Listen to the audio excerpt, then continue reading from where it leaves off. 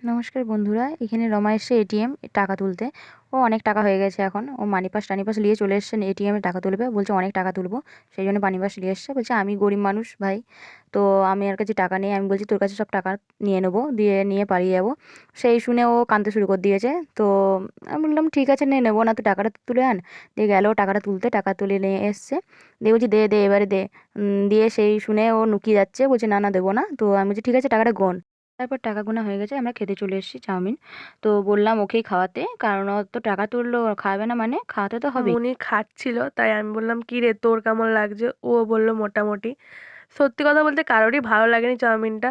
দিয়ে আমি একটু গিয়েছিলাম মায়ের জন্য ওষুধ কিনতে, আর এইদিকে নিজেকে বলছে গরিব লোক এই সেই, আর এইদিকে নিজে কুবভার কিনতে গেছে। বলছে তোর কাছে যত টাকা আছে আমি নিয়ে এই কুবভারে ঢুকিয়ে দেবো। আমি কুব্ভার কিনে রোমার কাছ থেকে সব টাকা নিয়ে চললাম, টাটা।